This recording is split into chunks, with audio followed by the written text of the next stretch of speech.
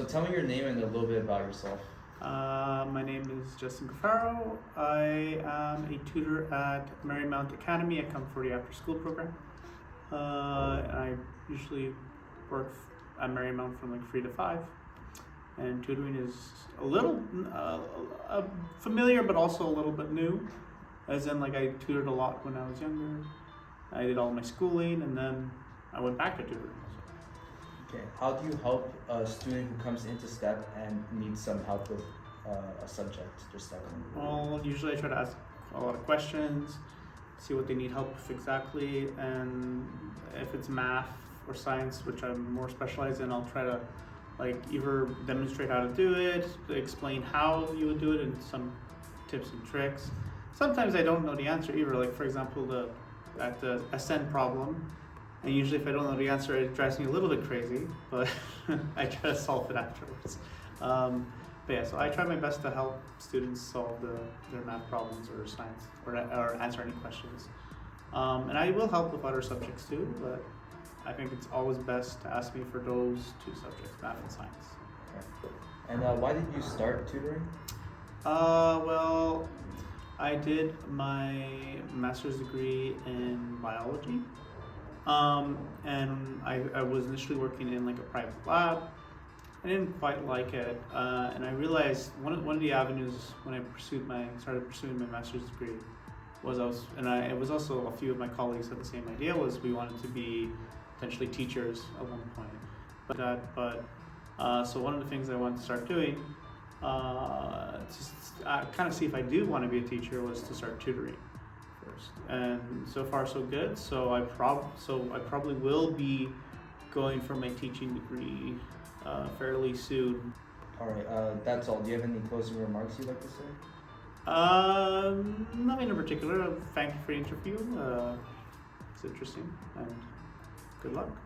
All right, thank you. Have a good day. You too. Can you tell me your name and a little bit about yourself? So hi everybody, my name is Ms. Shireen. What do you mean about myself? About my profession, you mean? Yeah. Okay, so I'm a special ed technician at Marymount Academy. I've been like, not sure, but maybe 16, 17 years that I'm working with the MSB as a special ed technician. I did work on a special team for ASD, Autism Spectrum Disorder team, for 10 years. I worked here many years, and then worked with that team for 10 years, and then I came back to Marymount because I love Marymount. Okay. Can you describe a situation where you successfully helped a student improve their behavior or academic performance? Yes, so it's I would say that it happens that often that I help kids improve their behaviors, and of course when your behavior improves, your academics improve with it too. So I had a student who was really stressed to come to school. The student had some difficulties. He is on the spectrum, had difficulties coming to school. That was in elementary school, and no one was understanding why. So I observed the students, and I found out because the student had to have something with him that makes him secure and feeling good about himself. So discussed with the parents and worked it out that admin accept that he brings some stuff from home, like his book, his parents' pictures with him, and he was allowed to look at them every time he felt anxious. And the student actually came more often to school, and of course his academic performance became better. I can tell you many stories, but I chose this one. What strategies do you use to help students who may be struggling with social skills, anger management, or other emotional challenges? Okay, social skills, of course, if the student is neurotypical, it will be a discussion. I do show them some videos, and then we discuss it. When they are on the spectrum, there's something called social stories.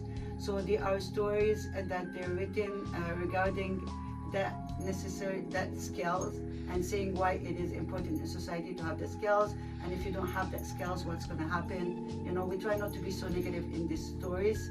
That's all. Do you have any closing remarks you would like to say, or? Closing remarks, I wish you all the best with your project, and any times that you need any help from me, even for your academic or anything else, I'm always here for you guys. All And right. thank you for choosing me for your interview. All right, thank you.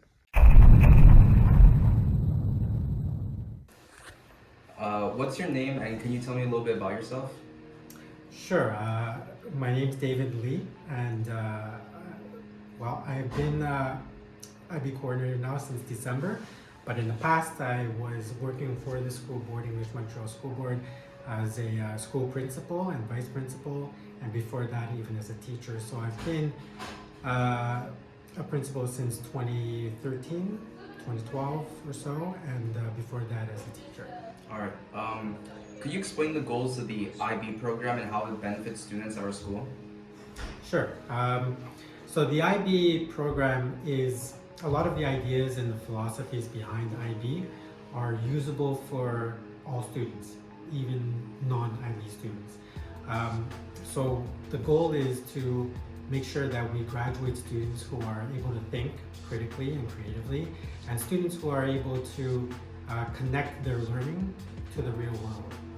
So the essential part is getting the students to really participate in making the world a better place using the tools that they learn.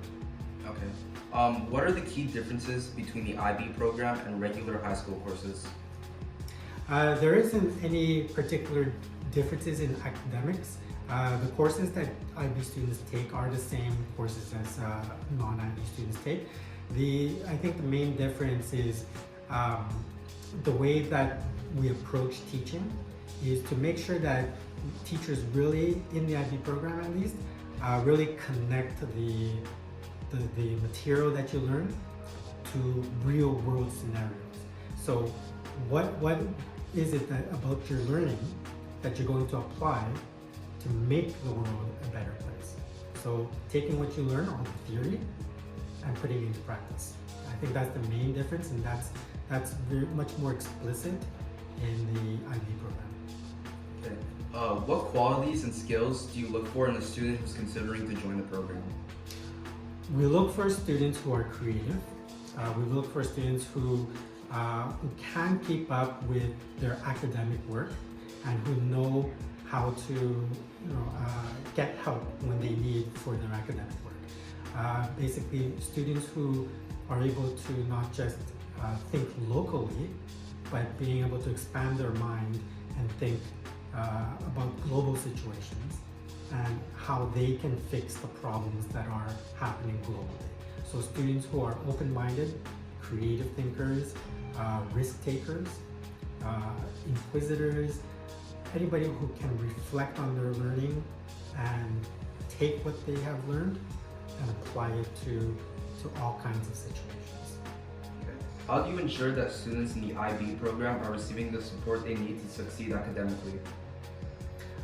Same thing that I do with the teachers. So with the students, it's supporting, secondary 5 students, for example, with their personal projects. Secondary 1 to 4 students, supporting their goals and community service. So it's basically the same way as I approach parents as I approach teachers, is to make sure that I meet with students, being open to the students who have questions about their program, and just basically supporting their needs in terms of academics, community service, and personal project. Okay. That's all. Do you have anything else you want to say, like closing remarks or anything? Not really, but I do want to say, the things that you do in IB, that students do in IB, can be applied to any student who is not in IB, right? A lot of the ideas and the philosophies behind it, we want all students to be thinkers. We want all students to be open-minded. So what we do in IB can be transferred to non-IB students, and that's my goal as the IB coordinator, is to bridge the gap between IB students and non-IB students and be able to work with both. All right, thank you. That's all. Thank you.